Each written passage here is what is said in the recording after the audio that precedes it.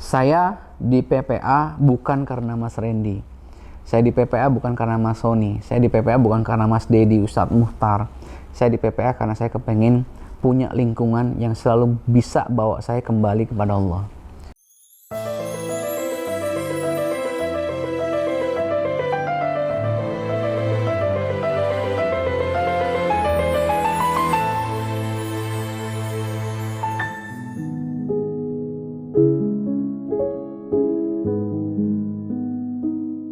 Abis ini mau ngapain lagi, Kang?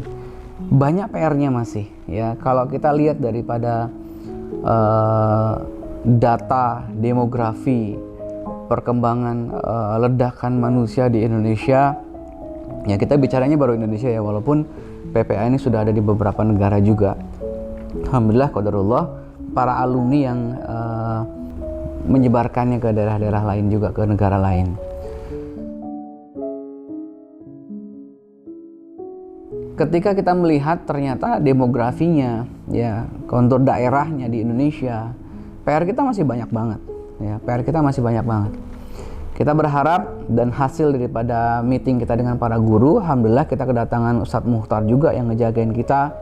Beliau memang memiliki kafaah ya, kemampuan organisasi yang luar biasa, dan dalam perjalanannya juga kita bergabung dengan para praktisi bisnis ya, yang memang bantuin kita di area manajerial. Ada Coach Dedi Sahrul, kemudian ada Bang Faisal Ramli, kemudian ada beberapa yang lain yang bantuin kita, Kang Mai ya, ada juga beberapa banyak lain ya yang bantuin kita secara manajerial, yang bantuin kita untuk bisa menduplikasi ya arah-arah kebaikan ini menjadi lebih terstruktur dan terorganisasi lagi dengan lebih baik lagi. Nah, PPA itu bisa dibilang penetrasinya baru sekitar 30-40% saja. Ya kalau dibilang besar sih belum juga ya besar, karena memang Indonesia ini memang lebih besar dibanding apa yang kita bayangkan. Walau ada beberapa orang bilang PPA ini sudah tersebar sedemikian rupa, tinggal PR-nya adalah memaintain. Ya, maintaining itu adalah PR kita juga, bikin teman-teman tetap berada pada kondisi fokus kepada Allah, kembali kepada Allah, dan kita memberikan fasilitas kepada teman-teman alumni itu untuk bebas mengulang di kelasnya ya. Karena kita kepengen teman-teman ini benar-benar dalam kondisi terkoneksi terus kepada PPA Institute. Ya, bukan apa-apa, karena sejatinya itu kita kepengen PPA Institute itu menjadi lingkungan bagi mereka ya, lingkungan yang baik seperti yang disampaikan para ulama ya, para guru-guru ya. Ketika kita kepengen menjaga keimanan kita, maka berkumpullah dengan orang-orang yang baik ya. Dan kita kepengen PPA Institute itu menjadi lingkungan yang baik, lingkungan yang sudah tersetting agar orang-orang yang kepengen mendekat pada Allah, mereka beneran bisa dekat pada Allah. Ketika mereka melihat PPA Institute, mereka akan ngebayangin bahwa oh, saya harus kembali kepada Allah. Ketika mereka melihat para aktivis ya, para orang-orang yang menggerakkan PPA Institute ini dan para PPA Learning Center di daerah, maka mereka akan ngebayang bahwa saya mestinya kembali kepada Allah. Mereka mengingat kembali kepada Allah walaupun hanya dengan melihat kita, dan harapannya dengan itu kebaikan-kebaikan akan terus nampak, akan terus hadir dalam kehidupan kita. Nah, jadi kalau ngomongin PR-nya ke depannya kayak gimana? Banyak banget. Ada paling tidak 3 dimensi ya yang kita akan coba dalami lagi. Apakah kita mampu dengan sempurna sampai di sana? Kita nggak tahu. Tapi yang jelas kita libatkan banyak orang. Kita berharapnya sih terbentuk yang namanya peradaban IOA, peradaban Employee of Allah. Nah, peradaban Employee of Allah ini apa? Peradaban yang mereka ini mewakafkan diri, orang-orang yang bersedia untuk menjadi karyawannya Allah, bersedia untuk menjadi orang yang melaksanakan perintahnya, menjauhi larangannya, layaknya karyawan ya, nggak pakai nanya. Kenapa? Karena udah ada tugasnya itu. Kalau namanya udah tugasnya, gimana pun ceritanya dia akan melakukan, nggak usah pakai bertanya lagi ya. Tidak ada pertanyaan seorang karyawan kepada pengusahanya, kepada bosnya, karena memang sudah job description-nya seperti itu. Nah, kalau menjadi employee of Allah, job description-nya udah ketahuan, kita menjadi seorang hamba yang manut kepada Allah. Ya sudah, manut. Dan ini kita jagain bareng-bareng di peradaban Nihwa ini. 3 dimensi yang kita gerakkan adalah, yang pertama, dimensi spiritual. Ya, dimensi spiritual ini adalah dimensi yang akan mengisi ruh, ya, ruh pribadi kita. Dimensi spiritual ini yang layaknya ruh, ya, ruhnya harus bersih, ya, ruhnya harus baik, ruhnya harus powerful, ruhnya tuh harus menghadap kepada Allah. Yang ngejagain siapa?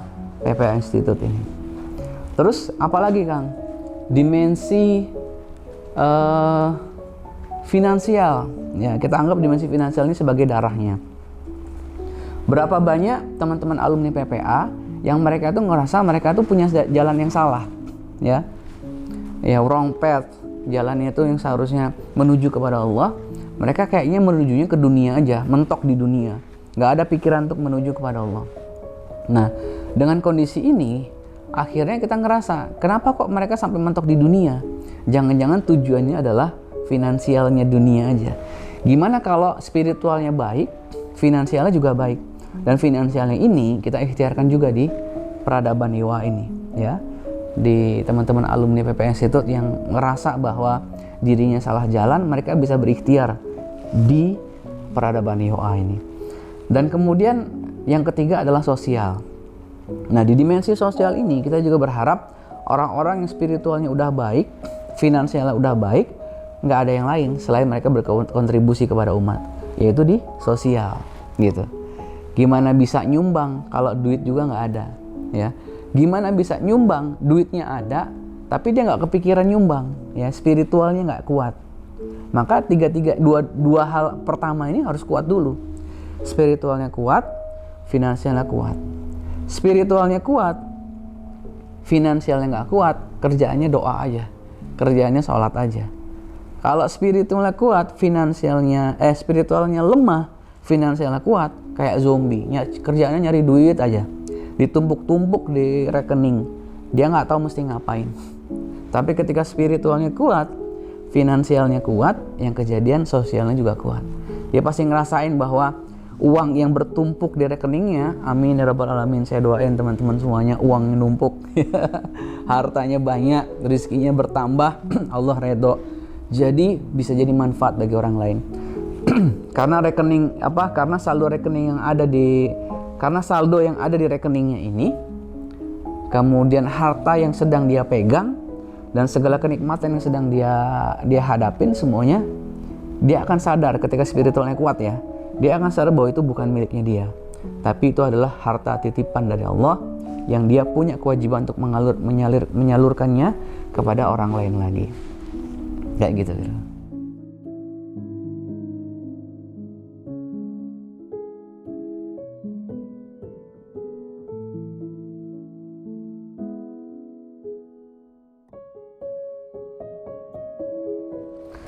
Tantangan dalam membangun PPA. Kalau ngomongin tantangan, ya, kalau kita anggap itu sebagai tantangan, ya beneran tantangan, ya. Karena walaupun sejatinya kita nggak ngerasain dari awal itu ada sebuah tantangan yang bisa kita hadapin, tapi yang namanya manusia pasti diuji. Dan di materi PPA juga kita belajar mengenai bahwa ujian itu pasti turun. Ujian itu pasti turun. Maksudnya gimana, Kang? Ya, manusia itu kalau kepengen dipantaskan diri untuk bisa masuk ke dalam surganya Allah, pasti ngalamin ujian. Tidak ada hadiah tanpa ujian. Nah, kalau memang definisi daripada tantangan itu adalah ujian-ujian ini, tentunya banyak, ya. Tapi ya, ujian ini kemudian kita sadarin bahwa ini adalah bagian daripada pendewasaan diri kita. Apa, Kang, ujiannya? Ya, ujian sumber daya tentunya, ya, sumber daya manusia. Kita kepengen tadinya itu sumber daya yang ada itu adalah orang-orang yang sahabat-sahabat yang berkhidmat saja, berkhidmat bantuin PPA, yang mengharapnya kepada Allah, dan kita ngejalanin sesuai dengan apa yang kita bisa. Karena memang bisa dibilang karena memang PPA Institute tidak kita niatkan sebagai perusahaan yang profit oriented, ya kita bisa dibilang, kalau dibilang punya keuntungan banyak, ya enggak juga, ya. Bahkan kalau bocorannya nih, ya, hanya di sini nih saya sampaikan, sampai dari awal sampai dengan 8 tahun berjalan ini, para direksi ini bisa dibilang belum menikmati yang namanya sharing profit, pembagian saham dan sebagainya. Karena semuanya itu dialirkan ya kepada infrastruktur. Ya, misalnya kita ada keuntungan nih yang lumayan besar, maka kita beli kayak ruko ini ya, dan kemudian fasilitas-fasilitas lain yang kita dukung, komputer-komputer, meja-meja, ya semua yang dibutuhkan oleh para karyawan gitu ya. Dan akhirnya mereka benar-benar menjadi seorang pribadi yang mewakafkan dirinya pada Allah. Belum pernah, karena memang kita nggak berpikir mengenai pembagian saham dan sebagainya. Bahkan ada beberapa sahabat yang nanyain, waduh kok bisa gitu Kang gitu. Itu kayaknya nggak sehat tuh. Ya nggak sehat bagi yang memang fokusnya kepada profit. Tapi kalau fokusnya memang benar-benar dari awal kita sudah kepada Allah, insya Allah Allah yang cukupkan, dan itu yang terjadi sampai dengan saat ini. Tantangan berikutnya apa? Tantangan berikutnya adalah pembinaan. Ngurusin 140.000 orang itu nggak mudah memang. Ngurusin orang-orang dengan karakter yang berbeda-beda. PPA ini kan pola pertolongan Allah. Berarti yang ngumpul adalah orang-orang yang kepingin ditolong sama Allah. Orang-orang yang kepingin ditolong sama Allah dipastikan orang-orang yang lagi bermasalah. Betul nggak sih? Nah, orang-orang bermasalah ngumpul di satu tempat, bayangin kira-kira isinya apa? Isinya ya masalah semua gitu. Kok isinya masalah semua Kang? Iyalah gitu. Tapi kita bahagia. Kenapa? Dengan masalah yang mereka miliki, mereka berhasil ketemu dengan Allah. Itu yang terpenting.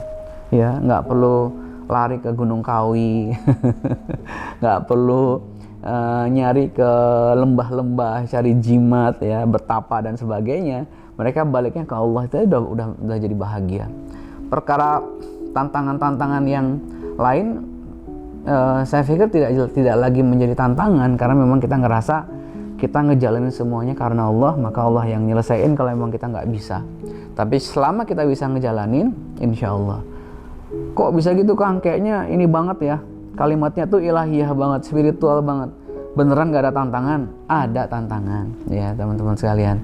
Tapi ya tetap kita tidak anggap sebagai tantangan. Apalagi Kang, misalnya tiba-tiba sampai suatu hari kita nggak bisa gaji teman-teman karena satu dan lain hal. Gimana tuh? Ada aja pertolongan Allah, terus Allah turunin. Kalau kita udah nggak punya duit, kantongnya kosong, ikhtiarnya udah nggak tahu lagi mesti ngapain, udah dicari-cari, udah dikorek-korek, nggak punya duit, berarti kira-kira mesti ngapain kita? Jangan-jangan Allah nggak kepengen kita untuk berikhtiar yang lebih keras lagi, tapi karena memang ada sebuah urusan ya hubungan kita dengan Allah yang kurang, maka ya kita doa minta sama Allah. Setelah ikhtiar telah dilakukan sebegitu rupa, hati yang terkoneksi terus kepada Allah, ternyata Allah turunin tuh ya pertolongannya. Ya, tahu-tahu ada yang bantuin, tahu-tahu ada kelas besar, public class ya, tahu-tahu ada orang-orang yang ngajak kerjasama dengan PPA, dan berapa banyak pertolongan itu terus turun ya secara teknis. Kalau tantangan berikutnya apa lagi Kang? Tantangan yang namanya orang ketemu setiap hari itu pasti ada berantemnya. Ya, saya sama Mas Randy pernah berantem nggak? Oh pernah. Tapi nggak ngadu jurus ya, karena kita nggak punya jurus masing-masing. Ya, berantemnya kita apa? Berantemnya kita tuh berantem ide ya, ngadu ide, tidak setuju. Kadang-kadang saya marah sama Mas Randy marah sama saya marah sama Mas Sony marah sama saya, dan terus. Tapi ada satu hal yang kemudian saya tetapkan, saya di PPA bukan karena Mas Randy. Saya di PPA bukan karena Mas Sony, saya di PPA bukan karena Mas Dedi, Ustadz Muhtar. Saya di PPA karena saya kepengen punya lingkungan yang selalu bisa bawa saya kembali kepada Allah. Gak ada lagi hal di tempat lain yang model kayak gitu. Sampai suatu hari saya tanya kepada Mas Randy, Mas Randy sebagai founder PPA yang telah mengamanahkan saya sebagai CEO ya, direkturnya PPA, ini bukan jabatan kebanggaan ya teman-teman. Karena ini bisa dibilang sebuah urusan yang luar biasa, yang tadinya saya itu bisa santai ke sana kemari, yang ngisi kelas ya jalan nggak ngisi ya saya di rumah, saya bisa bareng-bareng sama keluarga. Tapi ternyata dikasih jabatan CEO tuh bikin saya harus berpikir bagaimana untuk running ya this company, untuk ngejalanin perusahaan ini bisa lebih baik lagi dari hari ke harinya dan di masa yang akan datang. Saya tanya ke Mas Randy, bro, ente nganggep aneh sebagai founder, sahabat yang sama-sama ngejalanin PPA, atau sebagai karyawan? Gitu saya tanya seperti itu. It's okay dua-duanya. Dianggap karyawan, maka saya akan setting diri saya sebagai karyawan, saya bilang. Ya, karyawannya PPA Institute. Dan saya akan bilang yes always kepada setiap perintahnya Mas Randy. Karena sebagai founder dan sebagai yang mengamanahkan saya sebagai CEO. Ya, dan tapi kalau misalnya sebagai sahabat, maka kita akan bangun semuanya ini sebagai founder ya, sama-sama founder. Kemudian ada co-foundernya, Mas Randy foundernya, saya sebagai co-foundernya, Mas Sony juga. Maka kita akan bangun semuanya ini bareng-bareng bersama-sama. Ada satu orang yang menyampaikan ide dan yang lainnya juga melengkapi idenya. Ya, tidak satu orang melemahkan ide yang lain. Sehingga akhirnya kita sama-sama ngebawa ya PPA ini dengan hasil pemikiran bersama-sama, bukan hanya pemikiran satu dan dua orang. Dan alhamdulillah Mas Randy dengan kerendahan hatinya beliau bilang, yuk kita sama-sama. Dan alhamdulillah saya, Mas Randy, Mas Sony, ya Mas Dedi, serta Ustadz Muhtar sekarang akhirnya concern ya untuk membangun PPA Institute ini lebih besar lagi bersama-sama dengan entitas di semua lini di peradaban IOA.